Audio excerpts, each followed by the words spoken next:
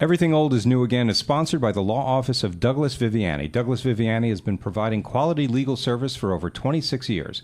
We're a general practice firm and can handle any legal matter you may have for a reasonable fee. If you're involved in a car accident, starting a business, planning your estate, or need a criminal attorney, please call 631-681-1910 or email us at vivianilaw@aol.com for a free consultation. Get the justice you deserve. Contact the law office of Douglas Viviani at vivianilaw@aol.com. Sunday, Monday, happy days. Tuesday, Wednesday, happy days. Thursday, Friday, happy days. The weekend comes, my cycle hums, ready to race to you. These days are on. Welcome to Everything Old is New Again. This is Douglas Viviani with David Cohen, and we are examining the issue of the best sitcom of the 1970s. Our September silliness continues. Welcome, Dave. Yes, good to be here. Great to hear that theme again after so many years. I almost want to make that the theme of our show. It's just happy days every time we perform. It really is. Do you know that that actually was the second intro, the second song to Happy Days? During its run. Yeah, in the early years, it was Rock Around the Clock, Bill Haley and the Comets, and they changed it. Yes, and I think actually the change, believe it or not, corresponded with a little bit of a change in that show, which started out as a sitcom with an ensemble, if you will, with Ron Howard as the main character. And then later on, the producers came to Ron Howard and said, listen, this character, Fonzie, is a breakout character. We need to do something with that. Let's actually listen to just the catchphrase for Fonzie. I mean, everybody remembers him, right? Do it again. I didn't hear it. Do it again. Hey, there you go. All right. How could you forget that? People are still... so in summary, Happy Days is one of the final 8 that we determined to be in the running during the 70s. We have 8 contestants, and Doug, do you want to just remind people how we determined... who gets I don't want and... to, but I feel obligated to do so. We're going to lose a few people here. I'll make it very quick. Really we have quick. 5 characteristics we look for. Number 1, is the show funny? Is it still funny now? Right. So that's 2 things. Is the show funny? How funny it is? Consistently funny every episode. Longevity, if you will. Is the show still funny now? Are there memorable lines in the show that we can still quote, such as believe it or not, right, now. Right. Are there characters that people remember, the Fonz out of that show people remember? And then on the negative side, did the show jump the shark, which we'll explain in a few minutes? And if it did, then it has a minus point, if you will. Right. And then if there was a spinoff, it gets a plus point. Right. And we do the other 5 characteristics on a scale of 1 to 5. We've done that. So this is very scientific. I think that's the point we're trying to make here. And if you're interested in the science side of it and you want to know what we rated all of these, if you're having trouble sleeping at night, feel free to email us at everythingoldisnewagain.biz or our email address, which is oldnewagain@aol.com, and I'll send you a printout of all of our ratings. You can review that, and certainly you'll get to sleep reviewing those at night. Oh, yeah, definitely. Let's listen to Ron Howard, though, what he's had to say about the change in this series. I think the show began thinking it would focus primarily on the family and this middle boy, Arthur Fonzarelli, the Fonz, exploded over the first couple of seasons. There was a huge shift, an intentional shift. Fred Silverman wants us to change the name of the show to Fonzie's Happy Days. How do you feel about it? And I said, I really signed on to be at the center of a show called Happy Days. And I respect what's happened here. But rather than be in Fonzie's Happy Days, I'd rather go back to film school.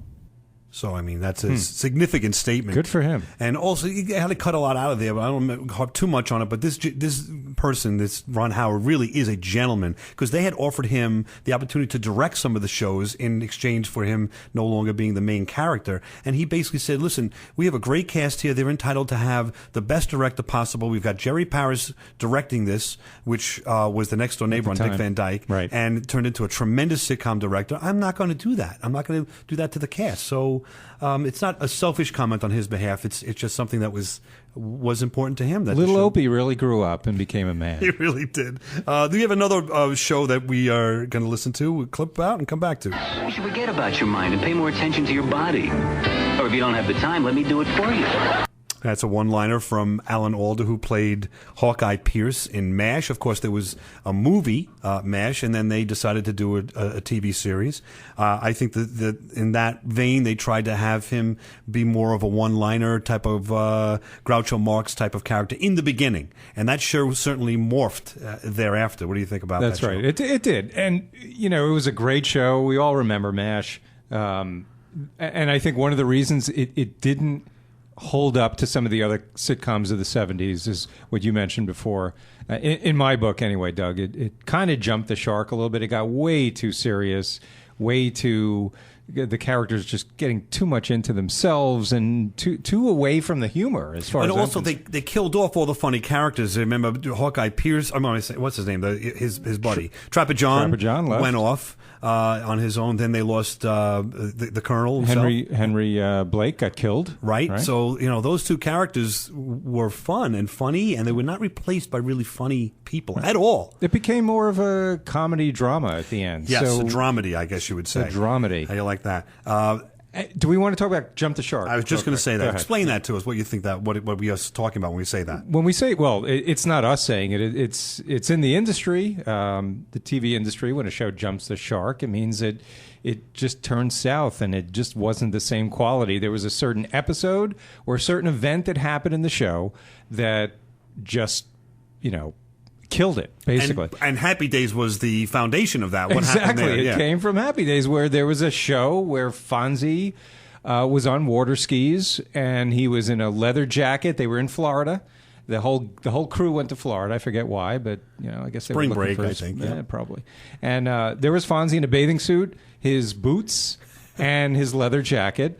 And I guess to prove himself as a man, or as being the Fonz, he agreed to water ski over sharks, and it became very melodramatic, and for me, I just lost all respect for Fonz. And that's basically when most people stopped watching the show, because you lose respect for that main character.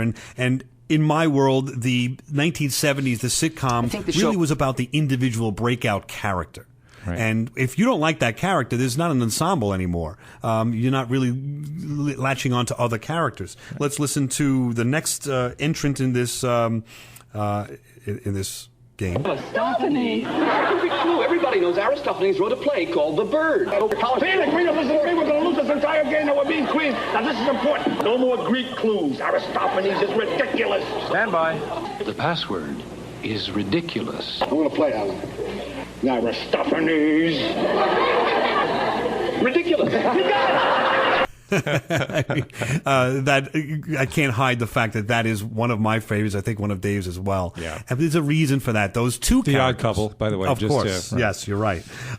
Those two characters were breakout characters, if you will, unto themselves, created by Neil Simon, perfected by Gary Marshall, who also produced Happy Days, and that series was on for 5 years. I think every single show is funny. It has memorable characters. It has longevity. You still laugh at it to this day. And the whole Oscar Felix, right? You can be of any age these days. You know that Oscar is symbolic of the messy person and Felix the clean person, and that's where basically what you're saying is just the premise of the show itself. But then it was acted out beautifully by these two. I mean, what a tremendous show! It's great casting, still great on today, and you still laugh to this day. Absolutely, when you're listening to that show. So that's, to me, a very strong entrant into the best comedy of the 1970s. Let's finish off this half of our show with entrance number 4, the Bob Newhart Show. I'd like to order some Chinese food. What do you want? Did you hear what Howard wants? Mugu gaita. And more mugu. Mugu goo. You know what you just said? Oh, he said mugu goo goo. That's right. You said mugu goo goo. Maybe I'm ordering Chinese baby food. I mean, a little bit of a drunk, if you will, situation on Thanksgiving. The Bob Newhart show, when the ladies went away and Bob had a couple of his buddies over. That show was on a Saturday night in the 70s. It was after Mary Tyler Moore and before Carol Burnett. It had a great spot. It was consistently funny to me. Right. It had one of the best next door neighbors of all time, Bill Daly, who was also in I Dream of Jeannie. Right. So following that up in the 60s, he's now in the 70s as another best. Major Healy, and then he became Howard from Next Door. Exactly. Real great character. We'll have another show about that. We'll do a little run as to what were the best next door neighbors, if you will, or supporting characters in sitcoms. So that's a great entry, but I just don't think it has a longevity. If you watch that show now, do you quote it? Do you want to quote it? Do you talk to anybody about it? Does it have any significance in your life? Yeah, I mean, it was really funny when it was on. I agree. It just doesn't have the staying power maybe that some of these other shows do. Other than college kids, I know college kids in my day used to watch that, and every time they said Bob on the show, Hi, you Bob. took a shot. Hi, Bob. You took a shot. Guaranteed in a half hour you were drunk, there's no doubt. Right. Let's listen to what we're going to listen to on the other side of the commercials, an entrant here that I think is very strong competition for The Odd Couple. Boy, the way Glenn Miller played songs that made the hit parade. Guys like us, we had it. Come on back to Everything Old is New Again. We'll be back in a couple of seconds. And you knew where you were then. Girls were girls and men were men. Mister, we could use it. This portion of Everything Old is New Again is sponsored by ResumeDrInc.com. When you're seeking to change your career, apply for a promotion, or are trying to find a job, your resume is the first thing that's seen that represents you to a potential employer. Make sure your resume makes a clear, concise, and professional impression of who you are so you can get that job interview. Send your current resume to ResumeDrInc at AOL.com for a free online review. You'll receive a timely reply with a reasonable quote to properly prepare your resume. Let them make sure you have a resume that will get you noticed. Send your resume or questions to ResumeDrInc at AOL.com. That's ResumeDrInc at AOL.com. If God had meant us to be together, he'd have put us together. Well, look what he's done. He put you over in Africa. He put the rest of us in all the white countries. Well, you must have told him where we were, because somebody came and got it.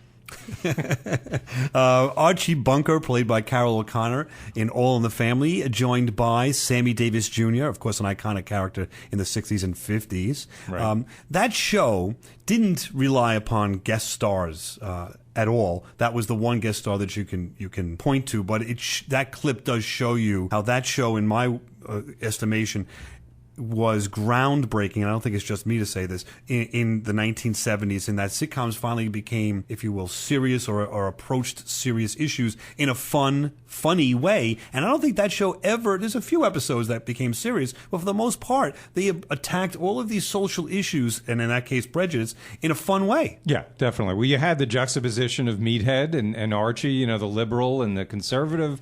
You had Jefferson, who was basically an African-American bigot, just like Archie was a bigot. That was hilarious when those two got together. So, yeah, right. In a very humorous way, they address a lot of social issues.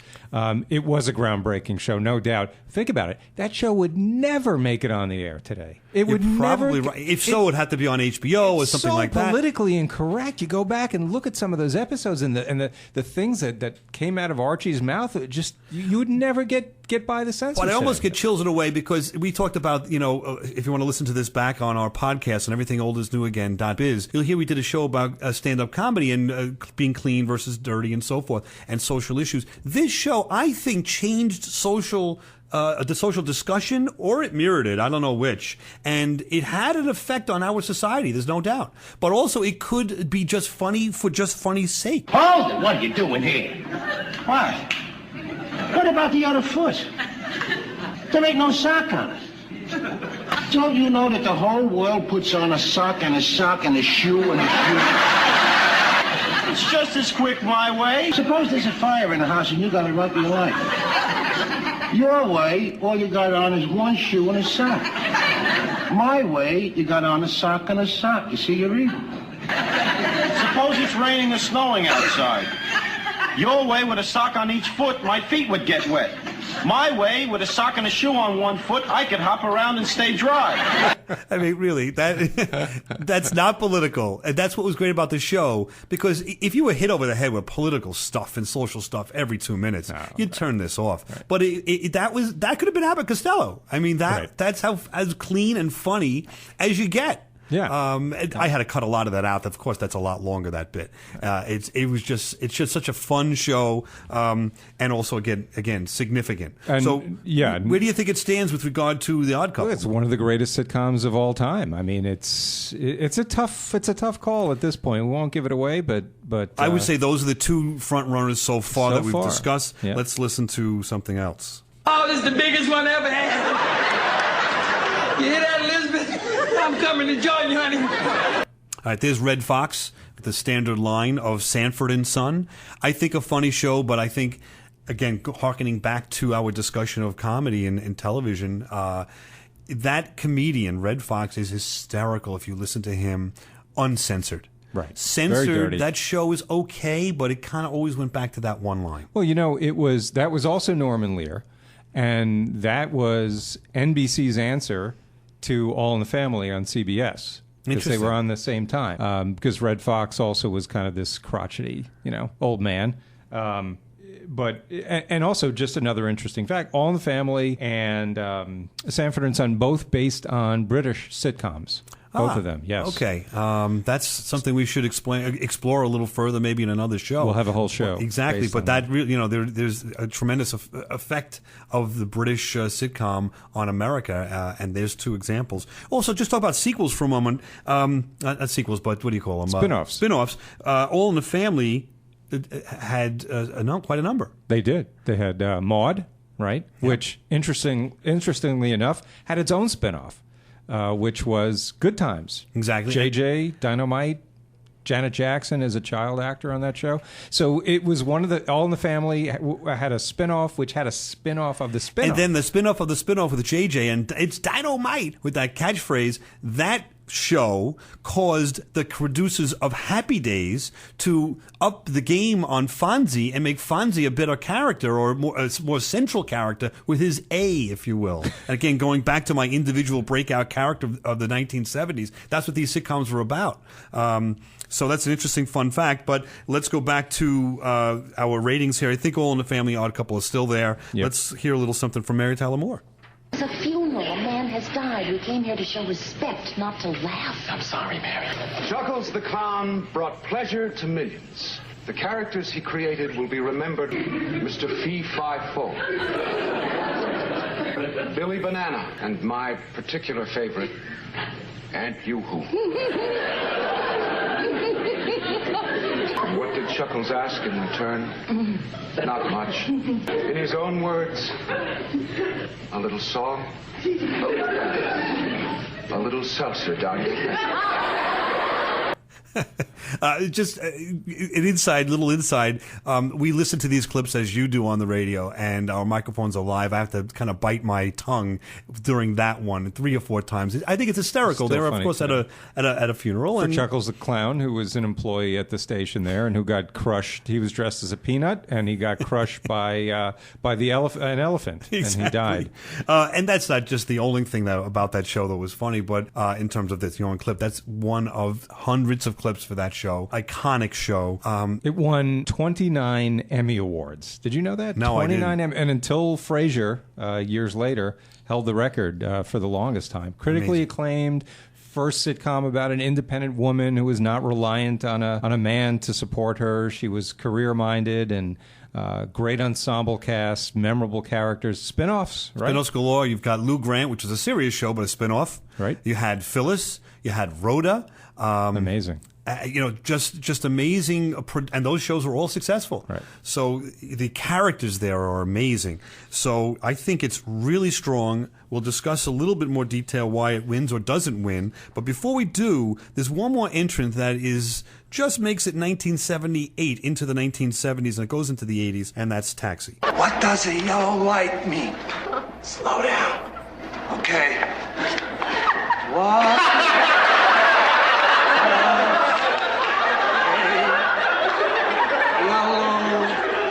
Light mean. Slow down. Okay. Whoa. It's very, very Abbott and Costello-ish. But it was just, they kept going with it. He kept saying slow down, and he would just stretch it out longer and longer.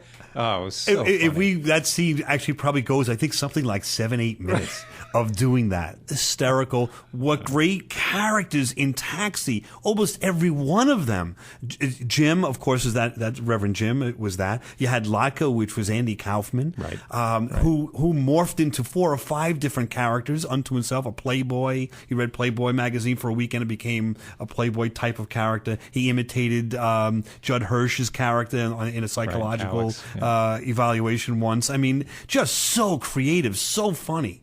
So where are we? We're pretty much at, I think, Odd Couple, All in the Family, Mary Tyler Moore, and I think Taxi a little behind that. I think so. Yeah. How do you? And it's difficult to choose out of those 3. I mean, they're all classics. Yes. So we need to do so. So let's eliminate one of them right now. You've got Odd Couple, All in the Family, Mary Tyler Moore. I'm going to say that All in the Family's got to be eliminated, and most of the reason is that it jumped the shark 3 times in my view. It jumped the shark when Edith passed away, and actually before that when Meathead and his wife left.